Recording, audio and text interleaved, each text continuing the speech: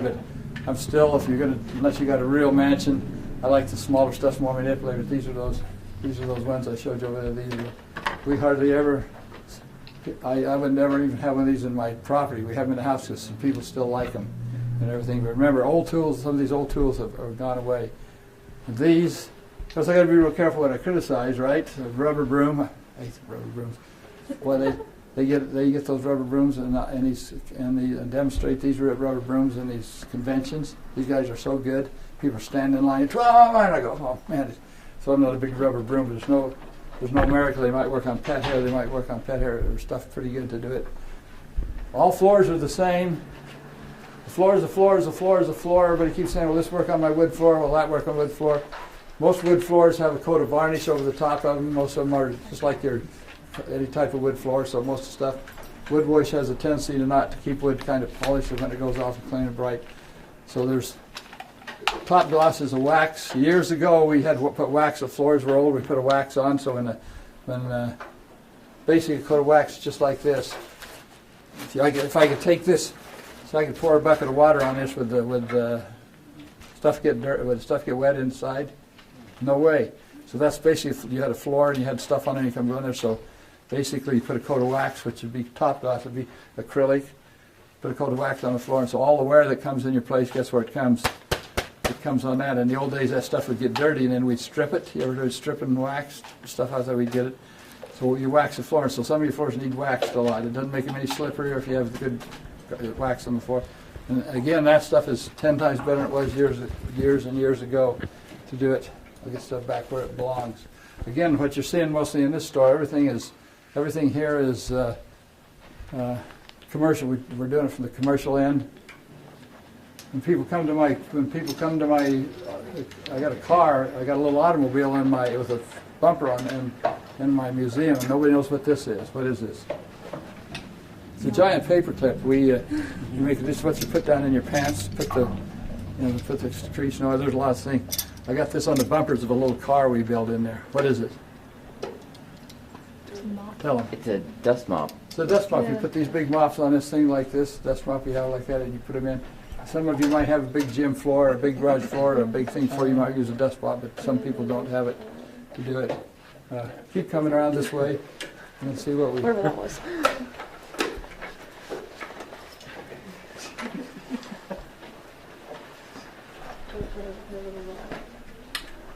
Let me give you, of course, these are vacuums. This is a good meeting. If you want to, we got trained people in here who can tell you all about any of these stuff, all this is, but it's mostly all commercial.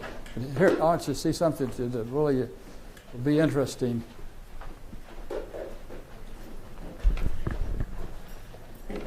When I first started this, first carpet I did was up on North 5th.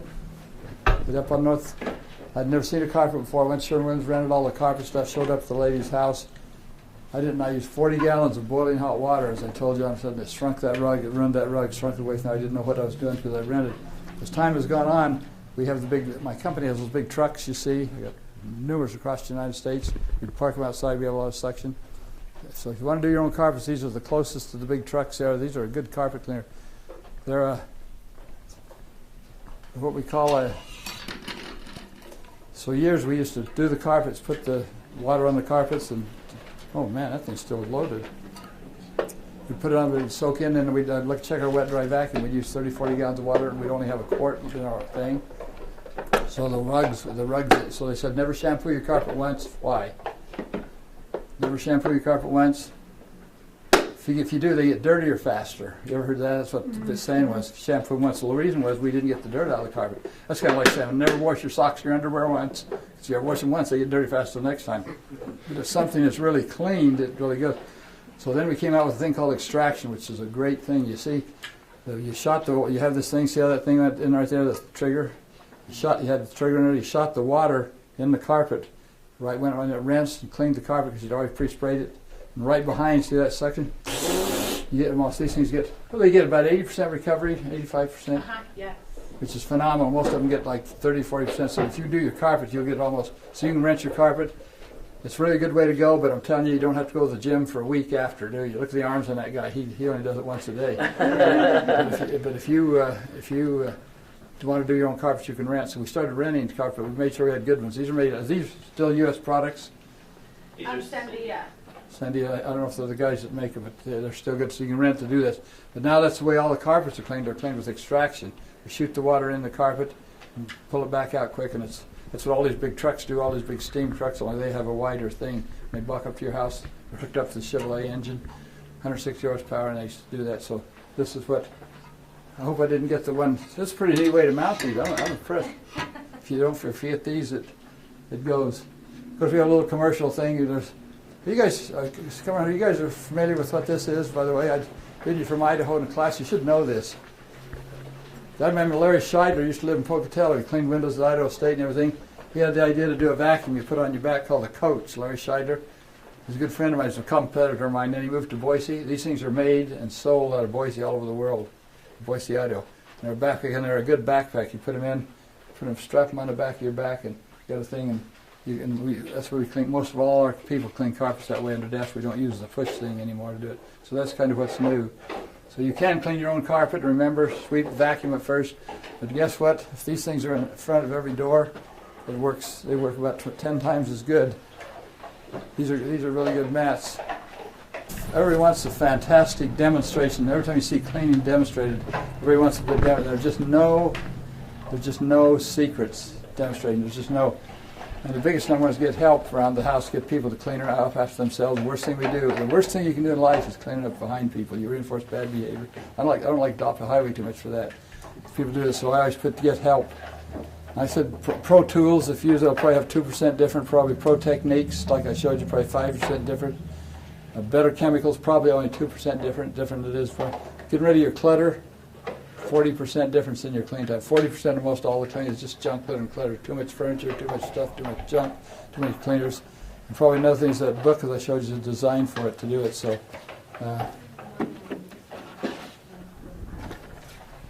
how's our time doing?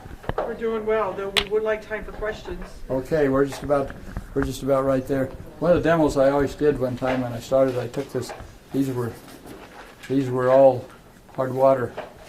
And I take them out and demonstrate out in the audience. And if I had I don't have any bowl cleaner here. Maybe I had a little bit. So I put a little bowl cleaner in. I don't think I'll do that because I don't spill it on the carpet. I put bowl cleaner in there. Let it set in my hand. Some showers and stuff. Think I'll showers and stuff. Well, I better use showers and stuff because the bowl cleaner will probably drip on her leg and her Levi's will look worse off. Y'all look so poor. I'm going to donate.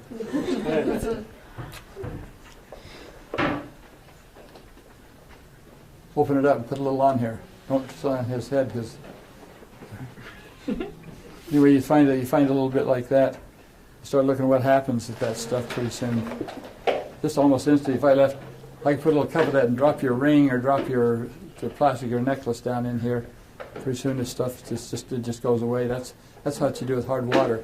When you show people that, if people get in there scrubbed and show all these miracle things and everything else, everything is a technique to do it. You know, if you spill oil on your carpet where your car drips, underneath the thing, you can clean that with everything you want to clean and you won't do it. But guess what you can do? Go get a little can of paint thinner, which is starter solvent, touch that and that oil will just disappear because you match the base. It's like a stain. You know, you get a stain on your shirt and you say, man, you'll try soap, try everything else. There's either soap will do it, or maybe a pair of scissors is all to get that stain out. You get it with everything, so I better get the rest of these out of my hand. Anyway, you can use the. I don't know if I got your squeegee or my squeegee on it. I hate to take your squeegee away. So all you want to go in the cleaning business now, right? Well, you clean at home. You're going to clean at home a lot. And by the way, I didn't mention it. Get help around the house is a huge thing, and it's not a woman's job to clean. You know, kids. Worst thing you can do. To clean up after people, take care of the mess. You know, I'm trying to get people in the schools to clean up after themselves and everybody, and I speak at a lot of superintendents and principals conventions, and I said, what's the most important thing that kids can leave school with? What is the most number one to know? Is it computers, geography, arithmetic, math? What is the most important thing? The number one, if you know it, you're going to be successful. How many people believe that? I am responsible for my outcome, spiritually, emotionally, financially. When you believe You are responsible for your outcome. It's not God, it's not your parents, it's not your teacher, it's not Idaho State, it's not the government, it's you. When people learn that, so how can best that you learn to be responsible for your own life? You learn to clean up your own mess. Nothing wrong with making a mess. There's a good quote for you.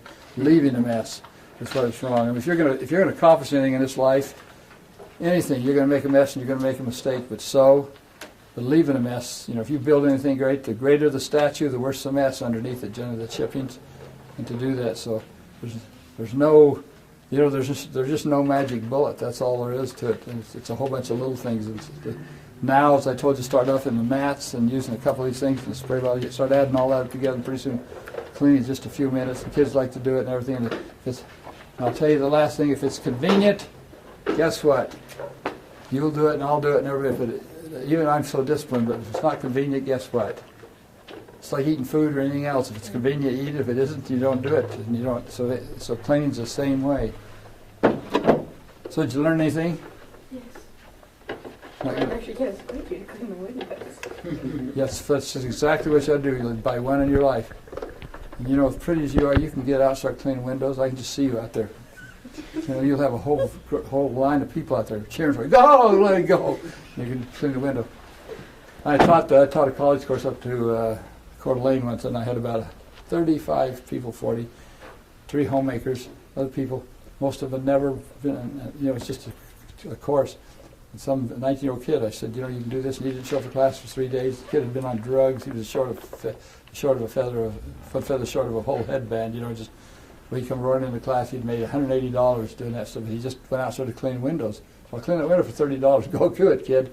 Windows are simple to clean if you got a good tool like it. You can't miss. If you got one of these good tools, I don't know. They're higher. They say $10 or $12. They're probably more than that now to do. These are probably. Kids are 20. You can see how old I am. Last time I bought Levi's, they were $3.19. That was in 1951. So you can. But any of these, once you have these, you can take these, and if you had to ruin the blades, you can come get other blades. That'll last you the rest of your life. I mean, you're really smart. That's right. Go get a squeegee, and you can do all your own windows, and you can do it for money too. Especially if you're fast, and never do by the hour. Don't ever work by the hour. Work by the job if you're going out to clean windows, because people think you're only worth $3 or $4 an hour, and you need to make 30 or 40 cleaning windows, and you can, or 80. I'm not kidding. You can't. You just disbelieve me. You believe me, right? Yeah, she's a little taller than you. She can in a big ladder for you. Won't break as many windows. Questions? Oh, do you like Kirby's? Kirby's a good vacuum cleaner. They're forever. Okay. They're hard to push. They're big. They're ugly. And I get about one, and they're way overpriced. But boy, they are just a Doris Day, apple pie, baseball. They are. And it's our museum. As I said, I got that Kirby to have all of. They say they have all the taxes and everything. I get about 2 Kirby's a month. They're good. They last forever. But they're big and they're heavy. But they're well marketed. It's like anything else. It's like a big truck. There's easier ones than everything else. But people like Kirby's, and they sell good. My mom is so tight she wouldn't go 10 miles to do anything. Unbelievable woman. So I give her a Clark, one of the finest vacuums you could ever get in a life. You get in a lifetime, because I knew Clark Company, and just right for her trailer. About 3 months later, I go there, and there's a brand new Kirby sitting there. She paid $900 for it. And I'm going, you got to be kidding, Mom. Oh, the kid was so nice. So either some of you that sold Kirby's, have Kirby's, own Kirby's. You get a few in here to fix, right? Yeah, I have one in here today. And they're a big old good machine. They last forever, but people don't like them because they're heavy, and we're getting to be a society of that. So, yeah, I know Kirby people good, and they're good. In my museum, that's all I show at front's that big Kirby and all those Kirby's. And that's why I have all the things like that, because everybody's either owned a Kirby, had a Kirby, sold a Kirby, everything else. You look intelligent. You know how I can tell intelligent men know anything, go, well, the hair off their head, so you're getting it. You don't have anything to laugh about, buddy. Your hair's growing back down a little further to do it. Do you have any recommendations for, so I spilled some soup on my favorite shirt, and I've tried everything. And it's got like this little dark oil. Probably if you've tried something to dry clean everything, you got a stain. It's an interesting thing. I see people will try everything, and they'll buy $9 worth of cleaners and everything trying to get this done. And I take my shirts, I hate to say this, but right across this Asian laundry across it, they got the steam guns and everything, and they're fast and easy. I watch somebody will just get a little stain on something that's only worth $4, a little vest, and they'll work an hour on it and ruin it generally. So sometimes there's cheaper, better, quicker. They got stain guns, everything. Will take it out if it's a good shirt. But the trouble is, when I turned for a stain book. I got one over there. I turned the whole world, with Canada and the whole world, and I took out stains and did everything else. And I still don't know much about it. I did it on Regis, Kathy, and everything else. I was in this car. This lady was driving me. Boy, she was some Hollywood person that was driving me over there. I always have a pen in my hand, as you notice, and I got pen and ink on this, on her Mercedes handle, on her thing. It was a leather seat. Boy, she was just bent, even though she's getting paid. I could not. I tried everything I knew from acetone. I didn't touch that stuff. That was permanent forever. And I guess she still has it on that car, and they don't like me very much to this day. But so sometimes it's damaged, and that's what a lot of times where the dog is peed, and you go do the carpet. Look at that, and I can see the floor where the dog's pee has ripped the carpet, and my dog peed on there. I go, man, that's the floor. I can see that isn't a spot. That's the wood floor through the carpet. Can you get this spot out? And sometimes it's just damage. You just have to say damage. So it's how much the shirt is worth and everything. You know, and all the stuff you see about OxyClean and all this type of stuff. You know, bleach is the worst thing. Bleach is the worst thing you could own in your house. Worst thing you could own in the house. Bleach is not a cleaner. Bleach is a disinfectant. Bleach makes color go away. It's still there. I mean, your toilet, you think you're getting a ring out of your toilet, but bleach in your toilet. Worst thing you do is an oxidizer. And it'll look like it'll clean everything. Reach down, you can still feel that line. Everything you feel, just like it was still inside your toilet. So you do it. So I'm not a real bleach lover to do it. And mops, people bleach their mops, and pretty soon you go into a car dealership and every tire and everything, you'll see little spines of mops all over every place else. Guess why? Because the thing's disintegrated. See bleach stuff in it. Great for washing clothes. You put it in for whites, you put it in, but it rinses all. It rinses out the clothes, and you don't have it. Bleach is a tough thing to do. You know, I haven't answered, I'll tell you another question I haven't answered for years, how to clean ovens. I used to get that all the time. How do I clean my oven? How to clean my oven? Guess why? I've done them for 15 years, I think. Ovens used to really be a pain in the butt for people. We don't use ovens anymore. What do we use? Microwaves. Almost everything. You take somebody's microwave away, they're almost divorced. I mean, really. So everything has really changed in book business and clean business and things that people... And people aren't cleaning their houses like they used to. Families are smaller, and the women are working more, so they're not home, so nobody's home in the house, and maids are cheaper, and people the people just aren't that gung-ho about cleaning their house anymore. Before, if you didn't clean, you weren't a real woman unless you could really clean. And now, care less if the guy can't clean, kick his butt out of the house, you know, whatever it is. So, good question. That's good. Inside of your washing machine, how do you clean, when it gets, it smells, not that so good? I don't know, my boyfriend works in a shop, so, when he turns his clothes inside out, there's still, a smell of, grease or oil or whatever it is, and so I always just run, hot water on an empty cycle, but I don't know if I should do that. I just do it hot water it doesn't do any good better. because you don't penetrate, you don't release the dirt and everything else. You need to spray that with a good cleaner. And generally it's a soap or just an alkaline cleaner of some kind, and scrub it with a pad. You just put that in there and spray that thing, let it set a minute, scrub it with one of these pads. That stuff will come off. That's just gunk. It isn't. And dishwasher, some of it's hard water. It's hard to get off you, so you run vinegar. Vinegar's an acid. People think vinegar cleans windows. Well, if you got a little hard water, tiny bit on it, a little vinegar kind of helps it. But that's just where it mounts up from all the soap that dries and everything in there over the years. You can just spray some cleaner and let it set, and then clean it. Let it set again and rinse it. It'll just be clean as clean. Without any worry at all. You want to go in the cleaning business a long time. So what class is this, Judy? This is the same course from last semester. So they're going to run an article value. It's the convergent news writing reporting class. I liked Idaho State. You know, it's interesting.